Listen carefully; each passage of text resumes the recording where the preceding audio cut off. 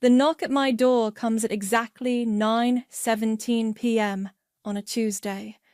3 sharp raps, then silence. When I open it, the sight nearly makes me laugh. My perfectly coiffed mother with mascara tracks down her cheeks, my father's usual pressed shirt wrinkled beyond recognition, and my brother Jonah looking like he hasn't slept in days. "We need to move home," Jonah says, his voice cracking. "My name is Rosalie, and I've been waiting for this moment for 7 years. Come in," I say, stepping aside. The contrast between their disheveled appearance and my pristine living room couldn't be more stark. I gesture to the leather sofa, the one I bought with my first bonus as senior marketing director. "Rosie, sweetheart," my mother starts, using the diminutive I've asked her repeatedly to drop. "We've had some difficulties."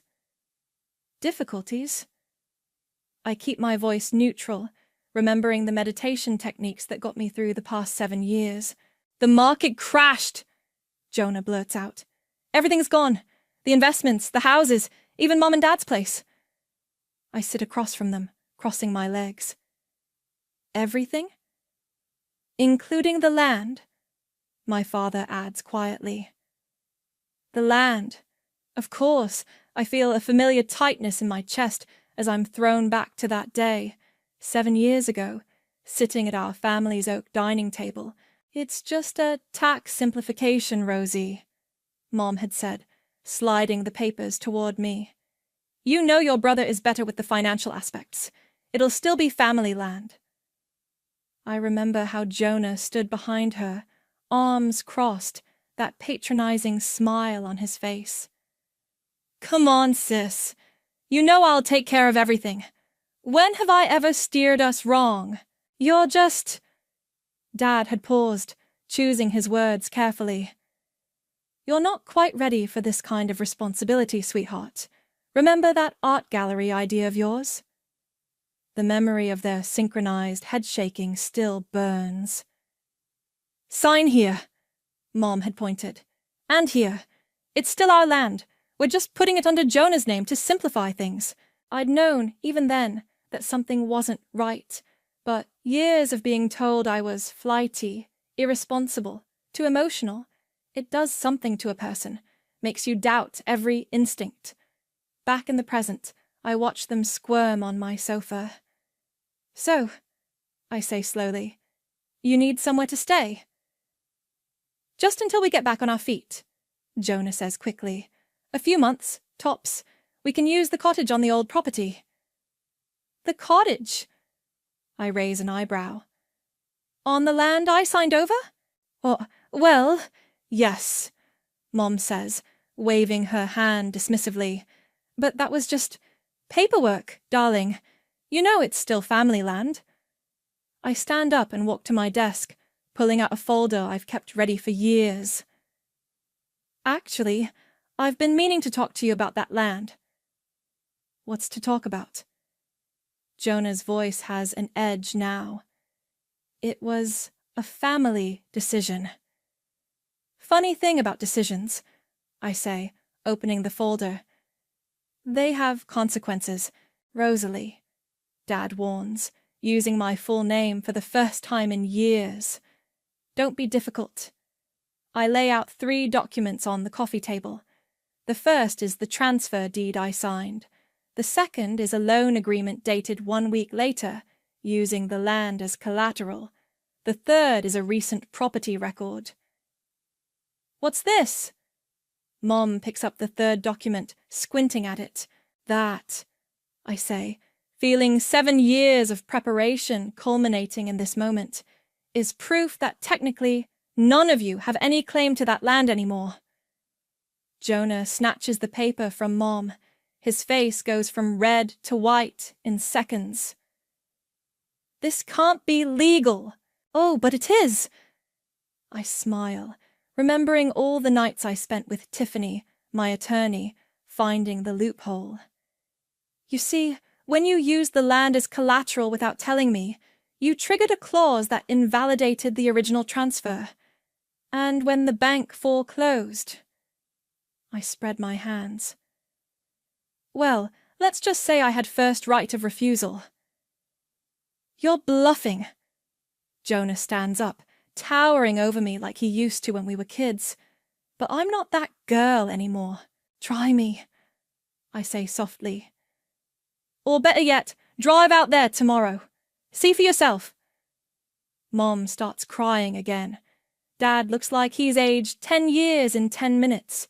And Jonah, well, Jonah looks exactly like I did 7 years ago when I realized what they'd done to me.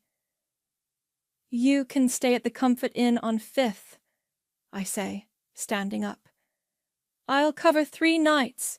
That should give you time to make other arrangements. Rosalie, Mom whispers. We're family.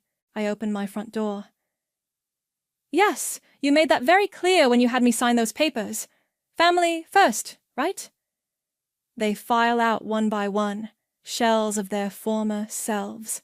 As I close the door, I hear Mom ask, What do we do now? I press my forehead against the cool wood and whisper, You're about to find out. I spend the next morning documenting everything, each desperate word, every contradictory explanation. My laptop screen fills with their excuses as I type. A habit I developed after years of gaslighting taught me to trust only what's written down. The doorbell rings at 10 a.m. They're back, looking marginally more put together after a night at the hotel. Mom's even applied fresh lipstick. We need to talk about this rationally, Dad says as they settle onto my sofa again. You're being impulsive.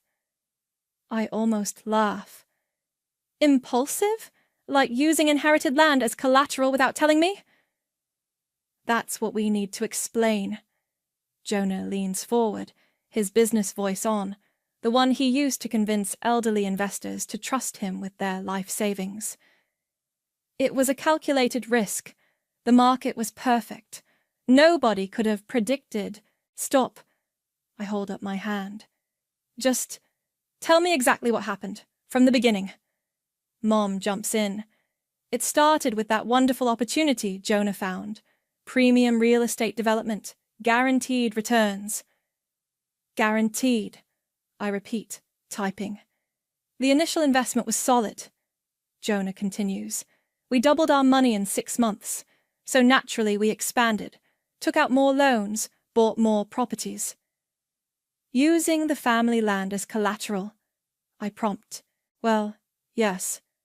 Dad shifts uncomfortably. But it was a sound business decision. Your brother knows what he's doing. Knew, I correct quietly. Past tense. Jonah's face darkens. Look, the market crashed. It happens, but we can rebuild.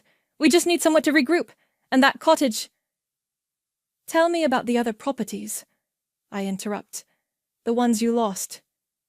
They exchange glances. Mom speaks first. Well, there was our house, of course, and the vacation home in Lake Tahoe, the apartment buildings downtown, Dad adds, the retail space on 4th Street. All mortgaged to the hilt, I note, still typing. And the investors? Jonah's face goes pale.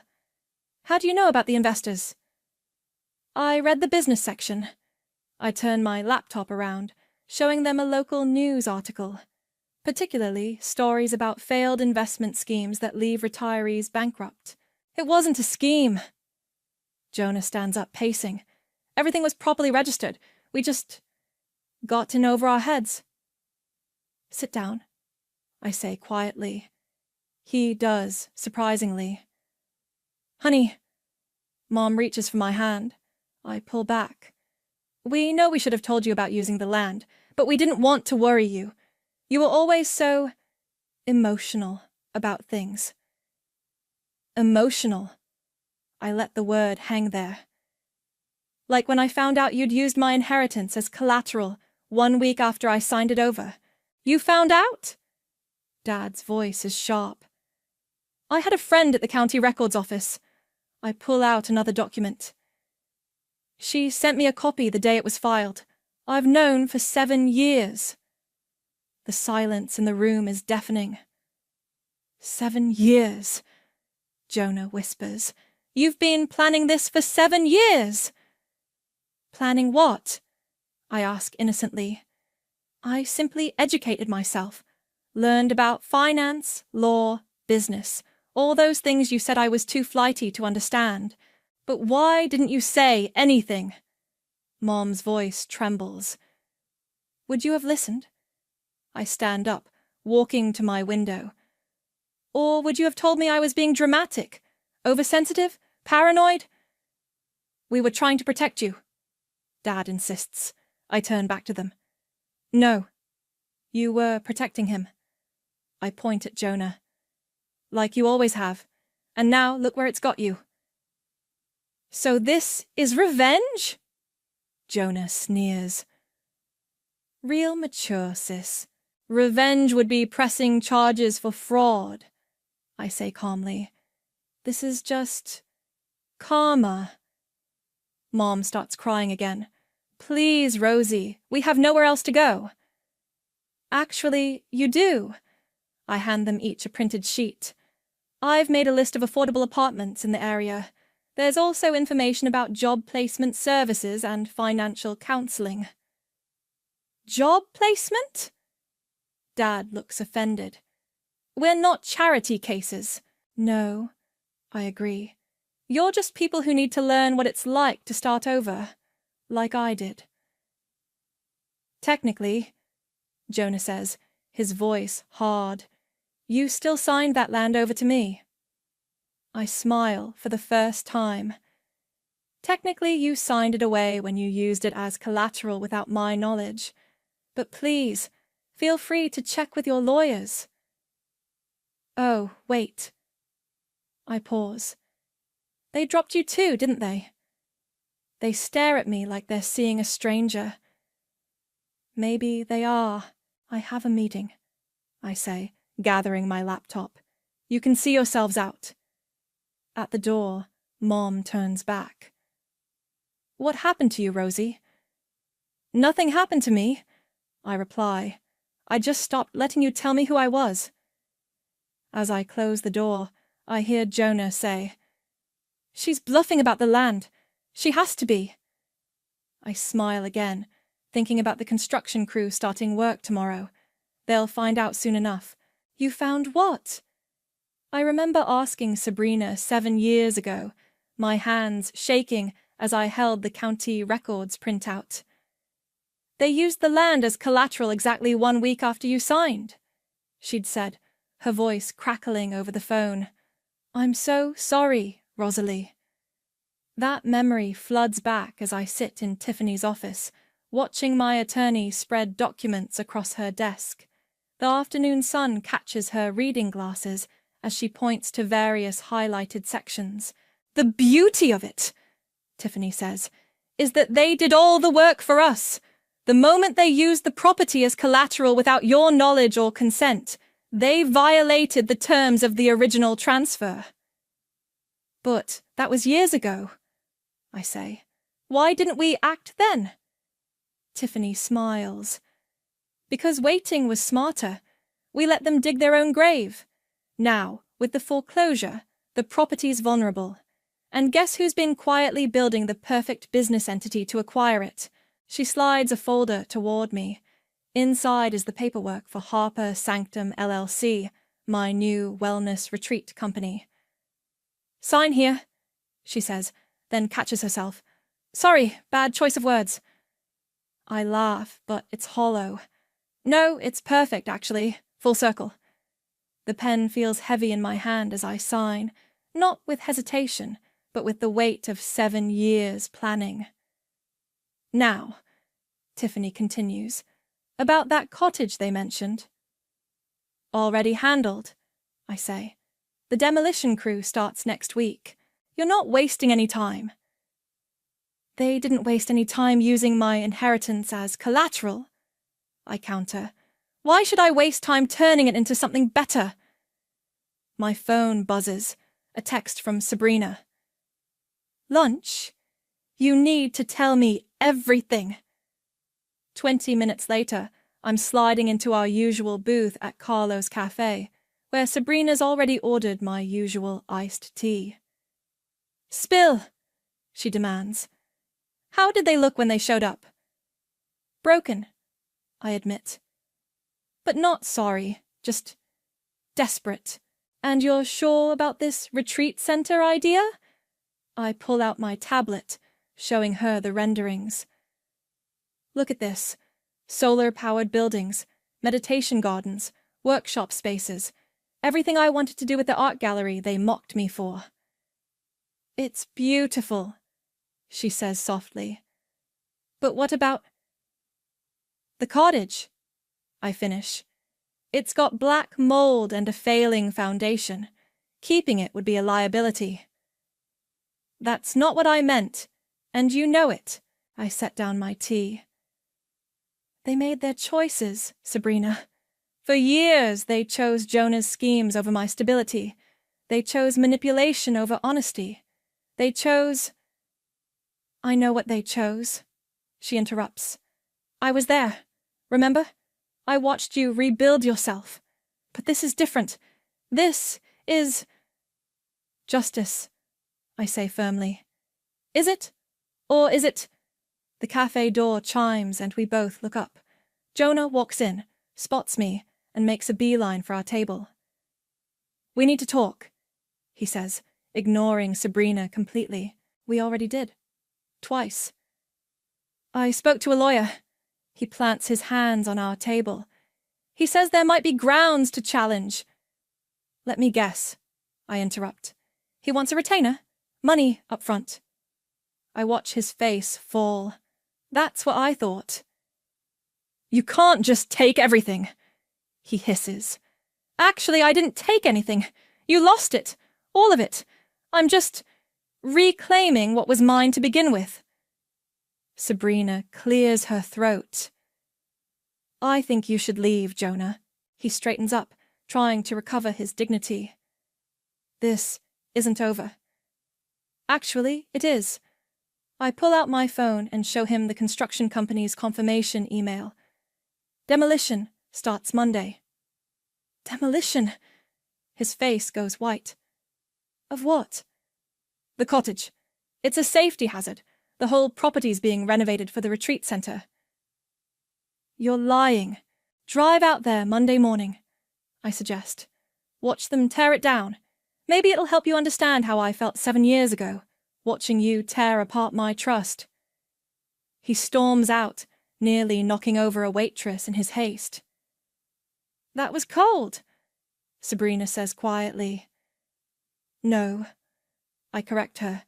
Cold was watching them smile while I signed away my inheritance. Cold was discovering they'd already planned to use it as collateral. Cold was 7 years of them thinking they got away with it. "And what about you?" she asks. "What happens after the demolition, after the retreat center's built? Does it heal anything?" I look down at my tea, watching the ice cube slowly melt. "I'm not looking for healing. I'm looking for closure." "Those aren't always different things," she says wisely. My phone buzzes again. An email from the permit office. Final approval for construction. "It's done," I say, showing her the screen. "No going back now." "There never was," she replies. "Not since the day they betrayed you."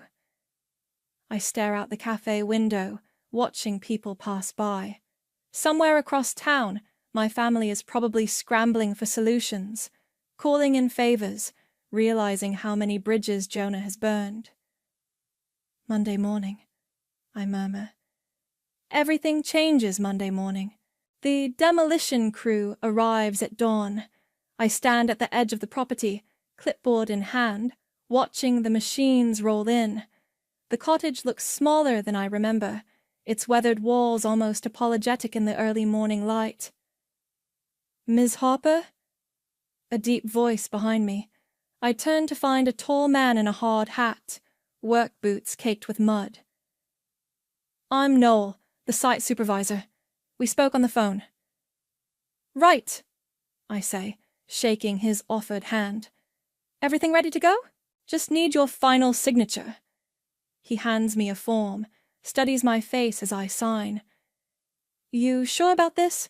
Old places like this, they hold a lot of memories. That's exactly why it needs to go. He nods, not pushing further.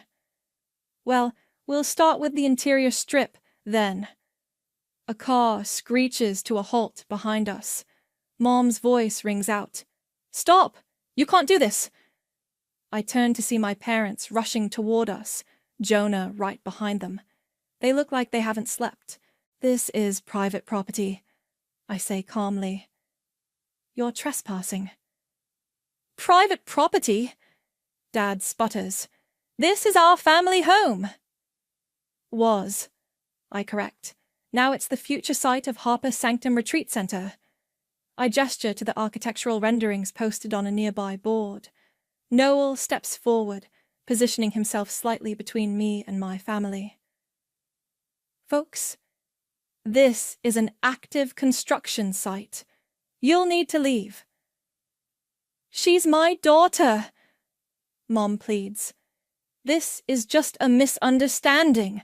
No misunderstanding, I say. Noel, please proceed as planned. He signals to his crew. The machines roar to life. Wait! Jonah runs toward the cottage. 2 security guards I hired intercept him. You'll regret this, Dad shouts over the noise. You're destroying your heritage! Heritage? I laugh. Like you destroyed my inheritance? The first wall comes down with a thunderous crack. Mom screams. I don't flinch. Clear the site. Noel orders the guards. They escort my family back to their car. I watch until they drive away, then release a breath I didn't know I was holding. That was intense, Noel comments, still standing nearby. You okay? Fine. I straighten my jacket. The foundations need to be completely removed. We'll need solid ground for the new buildings. About that, he pulls out some blueprints. I had some thoughts about the meditation garden placement. Mind if I show you?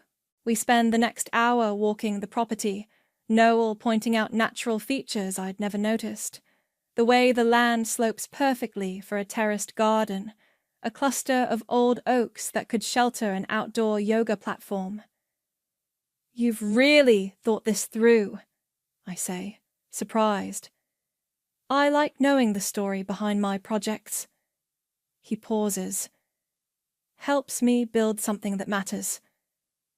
And what story do you think this is? He looks at me directly.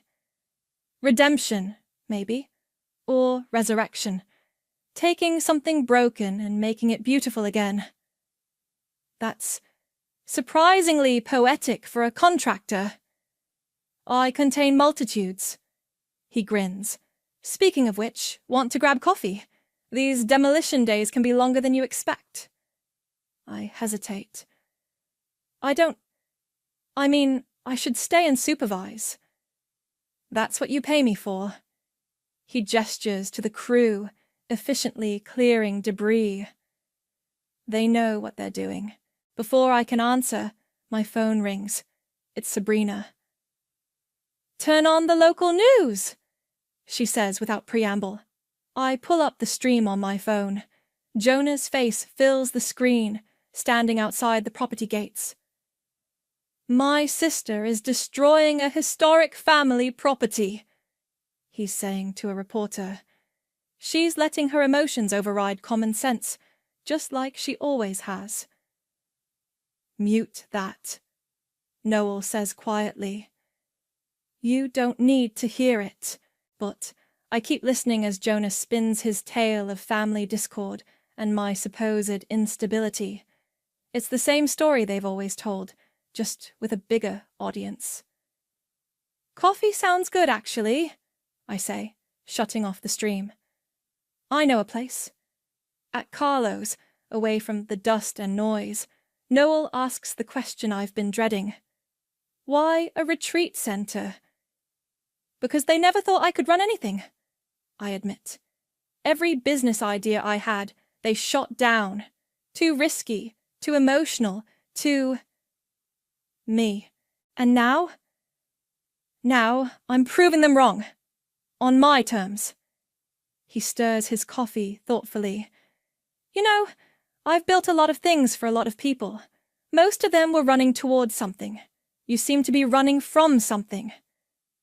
Is there a difference? Usually is. He looks up. But hey, what do I know? I'm just a contractor who reads too much poetry. For the first time in days, I laugh genuinely. You're not what I expected. Neither are you, I'm guessing. To them, at least. He nods toward the TV above the bar, still showing Jonah's interview. My phone buzzes. Photos from the site. The cottage is completely down now, just a blank space where it once stood.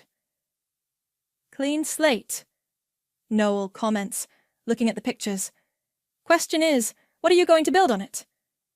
I look at him, really look at him, and feel something shift.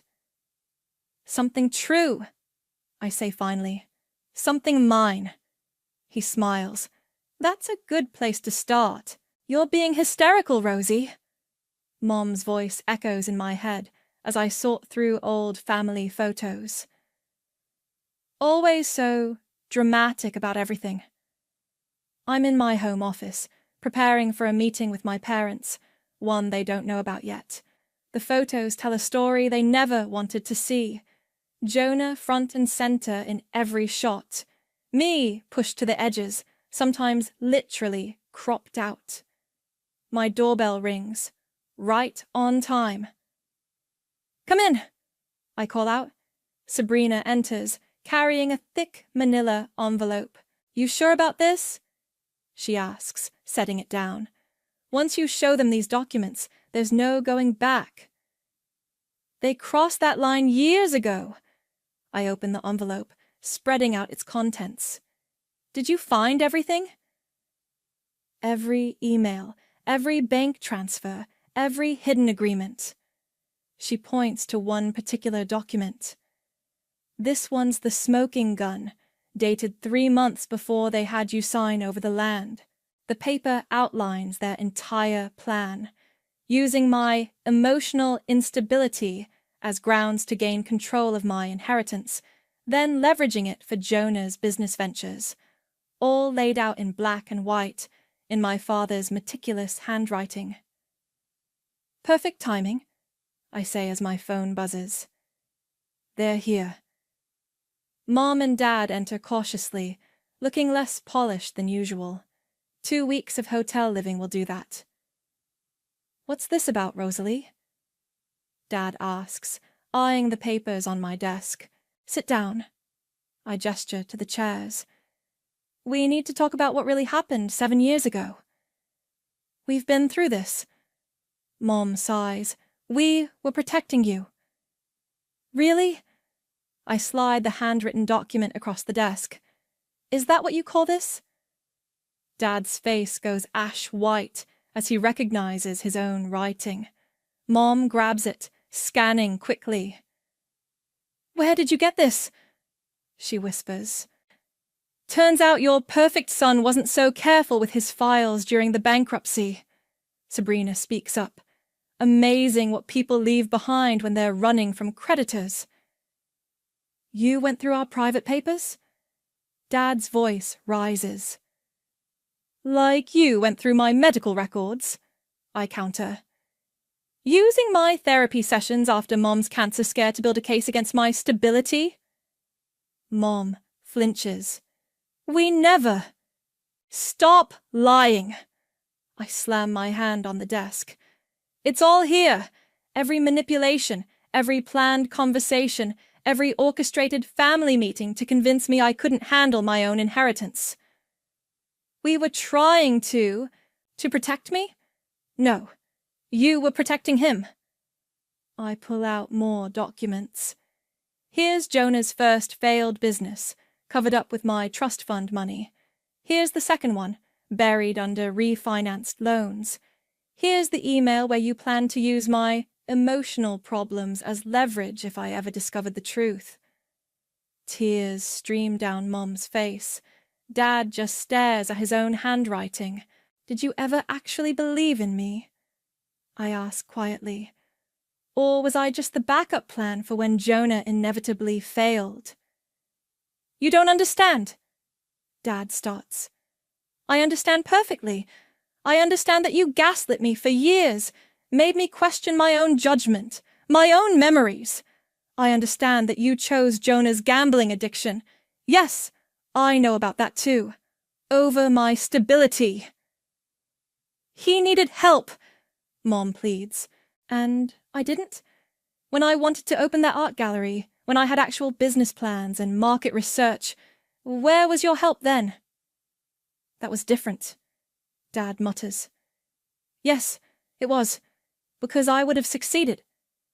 I stand up, just like I'm succeeding now. By destroying our family? Mom asks. No, you did that. I'm just refusing to play my assigned role anymore. My phone buzzes again, a text from Noel. Foundations are clear, ready when you are.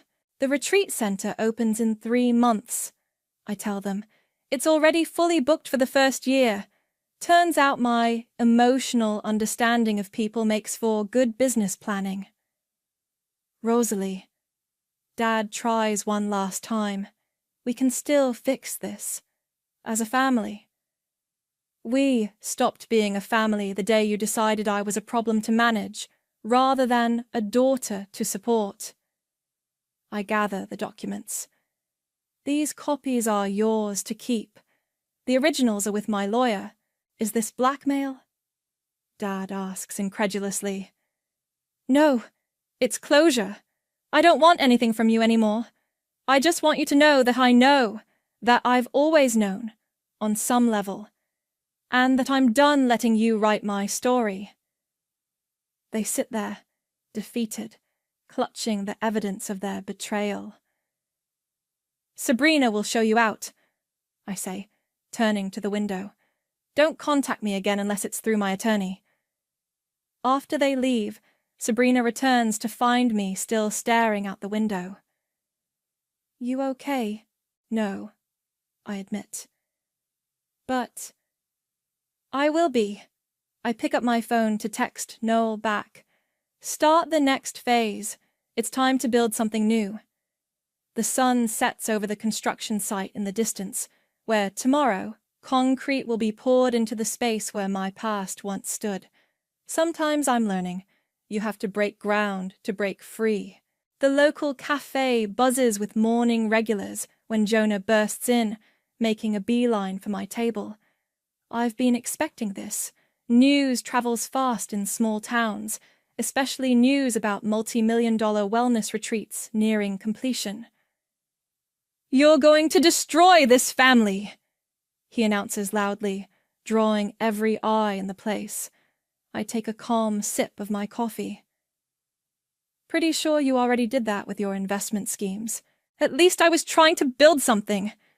He slams his hands on my table. Not tear everything down out of spite. Is that what you call defrauding retirees? Building something? The cafe falls silent. Jonah's face reddens. You don't know what you're talking about, he hisses. Actually, I do. I pull out my tablet. Mr. Peterson, the retired teacher who lost his pension. Mrs. Rodriguez, who had to sell her house. Should I go on? That was business, he sputters. Sometimes investments don't pan out. Funny how none of your investments ever pan out, but you always manage to walk away unscathed. Well, until now. A man approaches our table, Mike, one of the contractors who bid on the retreat project. Sorry to interrupt, Mike says, not sounding sorry at all, but I couldn't help overhearing. You're Jonah, right? The one who offered me 10 grand to delay construction? Jonah's face goes from red to white. What? I set down my coffee. Yeah, approached me right after I submitted my bid, Mike continues. Said he'd pay cash if I found problems with the foundation work. That's why I withdrew my bid. Didn't want any part of that mess. You're lying, Jonah snaps. Got the texts to prove it. Mike pulls out his phone. Want to see them? I wave him off. No need. This is exactly what I'd expect from my brother.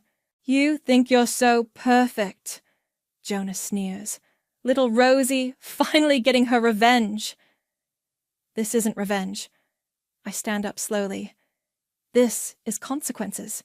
Something you've managed to avoid your entire life. Because I was protecting our family. By stealing my inheritance? By manipulating Mom and Dad? By trying to sabotage my project? The cafe owner, Maria, steps forward. I think you should leave, sir. Stay out of this, Jonah warns. No, you stay out of this, Maria replies firmly. Rosalie's been coming here for years. She's good people. You're just making a scene. Other regulars start to stand. The morning crowd knows me. They've watched me plan this project for months, seen me work with local vendors, hire local staff. You've turned everyone against me, Jonah accuses. No, you did that all on your own. I gather my things. Just like you turned Mom and Dad's retirement into your personal gambling fund. That's not true. Here's what's true, Jonah. The retreat opens in 2 weeks. It's fully booked for a year. I've hired 30 local people, partnered with 15 local businesses, and created something that will actually help people. While we're homeless. You have options. I gave you lists of apartments, job resources, but instead of using them, you're here, trying to intimidate me in public. Because you're heartless. He spits. You don't care about family at all. My phone buzzes. A text from Noel. Gates are being installed today. Want to come see? I look back at Jonah, seeing him clearly for the first time. Not the golden boy, not the successful son, just a desperate man who never learned to stand on his own. You're right, I say quietly. I don't care about family, at least not the way you define it. Family isn't about loyalty to lies. It's not about sacrificing one child for another. And it's definitely not about what you and our parents did to me. Rosalie. I'm done. I pull out an envelope and hand it to him. This is an official notice. You, Mom, and Dad are banned from the property. Try to enter, and you'll be arrested for trespassing. You can't do this! I already did. I walk to the door, then turn back. Oh, and Jonah? The next time you try to bribe one of my contractors, make sure they don't know me first. The cafe erupts in quiet murmurs as I leave. Through the window I see Maria pointing Jonah toward the exit. Outside I text Noel back. On my way. Save me a spot with a good view. My phone rings. It's Mom. I decline the call and see her voicemail pop up immediately. Rosie, please. Your father's not well. This stress is killing him. We need to talk about this as a family. I delete it without listening further. They had 7 years to talk as a family. Now they can talk to my lawyers. The morning sun feels warm on my face as I drive toward the property, my property. Toward the gates that will finally, permanently, keep my past where it belongs. Behind me, they're here. Noel says quietly, touching my arm. We stand behind the newly installed security booth, watching my family's car approach the gates.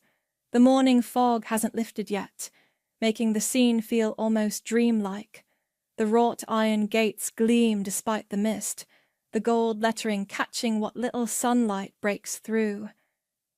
Harper Sanctum, Private Retreat, Est, by Rosalie Harper. Their car stops. For a moment, nobody moves. You don't have to do this, Noel reminds me. Security can handle it. No. I straighten my jacket. I need to see their faces. They exit the car slowly, taking in the transformation. Where a humble cottage once stood, now rises an elegant complex of modern buildings, connected by stone pathways and meditation gardens. The old oak trees frame it perfectly, just as Noel predicted they would. What? Mom's voice breaks. What have you done? Created something beautiful, I say, stepping into view. Something worthy of the land you tried to steal. Steal? Dad's face flushes. We gave you every opportunity. To do what you wanted, I interrupt. To be who you wanted. To sign what you wanted. I gesture to the retreat center. This is who I actually am. Jonah walks up to the gates, gripping the bars. This is insane. You've lost your mind. Actually, I press a button on my phone, and the fountain in the central garden springs to life. I found it. Found myself. No thanks to any of you. Please. Mom steps forward. We can still fix this. We're staying at that horrible motel. Your father's health is declining. Don't. I cut her off. Don't try to manipulate me with guilt. Not anymore. Manipulate? She looks wounded. I'm your mother. Are you? Because mothers don't gaslight their daughters. They don't use therapy sessions against them. They don't... You ungrateful little... Jonah lunges at the gate, making it rattle. Noel steps forward, hand raised. That's enough. Step back from the gate. Or what? Jonah sneers. In answer, 2 security guards emerge from the booth, hands on their radios. This is private property, I say calmly, and you've been served notice to stay away. Leave now, or they'll call the police. You can't do this! Jonah yells, his voice echoing across the grounds. You can't just take everything! I didn't take anything, I reply. I built this, with my own money, my own plans, my own vision. Everything you see here, I created it. While you were destroying people's lives with your schemes, I was building something real. Real? Dad scoffs. A retreat center. This isn't a real business. Our booking revenue says otherwise. I pull out my phone, showing them the numbers. Fully booked for a year. Wait list for the next 2 years. Local businesses fighting for partnership opportunities. They stare at the figures, faces dropping as they realize the scale of what I've built. This could have been different. I continue softly. 7 years ago, when I wanted to start small with an art gallery, you could have supported me. Instead, you convinced me I was incapable, unstable, unworthy.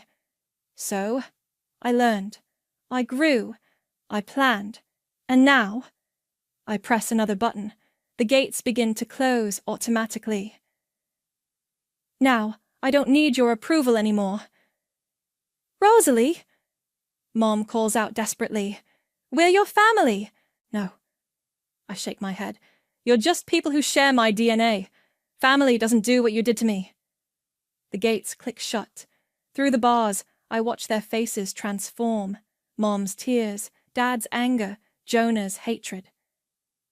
You'll regret this, Jonah spits. You'll end up alone. I'm not alone. I feel Noel's steady presence behind me. Think of Sabrina's unwavering support. Remember the community that's rallied around this project. I'm just not with you anymore. Security steps forward, making it clear it's time for them to leave. They retreat to their car slowly, Mom looking back repeatedly, Dad supporting himself on Jonah's arm. As they drive away, Noel touches my shoulder. You okay? I watch their car disappear into the fog. I don't know. That's fair, he says. Want to walk the grounds? The morning mist makes everything look magical. I look up at him, this unexpected ally who became something more. Yeah. I manage a small smile. Show me those yoga platforms you were talking about. As we walk the winding paths, the sun finally breaks through, illuminating the retreat center in all its glory. My vision made real. My inheritance reclaimed. My life finally my own. Behind us, the gates stand firm, their golden letters catching the light. Harper Sanctum. Not just a name anymore, but a promise, a sanctuary, a new beginning. And this time, I hold all the keys. The morning of Harper Sanctum's opening day, I sit in my office, watching the sunrise paint the meditation gardens in gold. A stack of letters sits on my desk, all from my family, all unopened. A knock at my door. Ready? Sabrina asks, poking her head in. Almost. I pick up the letters. Just need to do one last thing. Outside, the stone fire pit still holds embers from last night's test run. I drop the letters in, watching them catch flame. You're not even curious what they say? Sabrina asks. I know what they say. More guilt, more manipulation, more... Actually, a voice interrupts. They say, I'm sorry. I turn to find a woman standing there, mid-30s, familiar features that take me a moment to place. Amanda? I haven't seen my cousin since we were teenagers. Hey, stranger. She steps forward. Got your invitation to the opening. Bold move, sending one to the whole extended family. I wanted them to see, I admit, what I built. Oh, they see.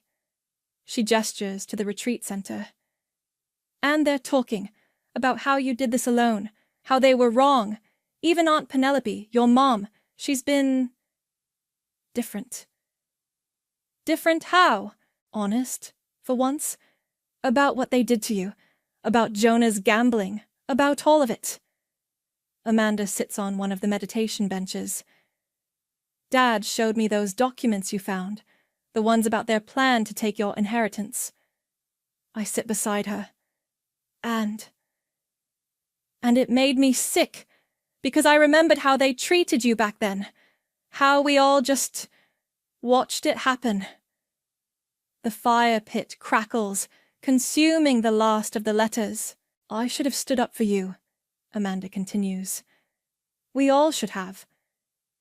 Why didn't you? Because it was easier not to. Because Jonah was so convincing. Because... She stops. No, no more excuses. Noel approaches with clipboard in hand.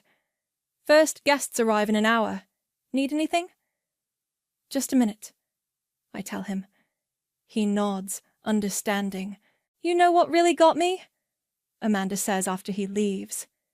That art gallery idea of yours. I found your old business plan in Dad's files. It was brilliant. Would have worked perfectly in that downtown area. That's ancient history. Is it? Because this place... She gestures around.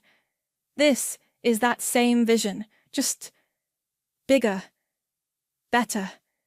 You took their rejection and turned it into something extraordinary. The morning sun catches the retreat center's windows, making them gleam like mirrors. They're not coming today, are they? I ask quietly. No, but not because they don't want to, because they finally understand they don't have the right. Amanda stands. They're getting help, you know? All of them. Real help, not just throwing money at problems. Good for them. Good for you, she corrects, because you forced them to face themselves. Your success here? It's not just a business triumph. It's a mirror showing them exactly who they are, Noel returns. Sorry, but we really need to review the opening ceremony schedule. Go, Amanda says. Do your thing. Just keep sending those invitations, okay? Some of us are listening now.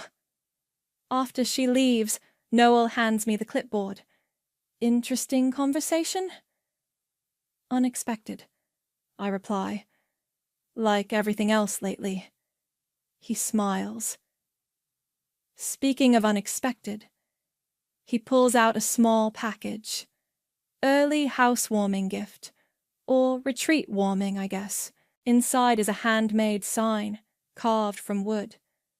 Welcome to Harper Sanctum, where healing begins. You made this? That poetry reading contractor thing isn't just for show. He shrugs. Thought it might look good by the entrance. I trace the letters with my finger. It's perfect. Like someone else I know, he says softly. Before I can respond, guests start arriving. Early birds eager to be first through the gates. I watch them enter, faces bright with anticipation. Ready to welcome them home? Noel asks. Home. Such a loaded word. But looking at my retreat center, at the gardens designed for healing, the spaces built for growth, the gates that now protect instead of imprison, I realize something. You know what Amanda said about this place being a mirror? Yeah. She's wrong. It's not a mirror showing them who they are. I take his hand. It's a mirror showing me who I've become. The morning bell chimes, calling the first guests to orientation. My staff, all local, all carefully chosen, begin their choreographed welcome. Time to begin, I say. No! Noel squeezes my hand. Time to continue. You began long ago, when you first refused to believe their lies about who you were. Together, we walk toward the gathering crowd. The fire pit's flames have died, the letters nothing but ash. Behind us, the gates stand open, not to the past, but to possibility. And for the first time since this all began, I feel completely, utterly free.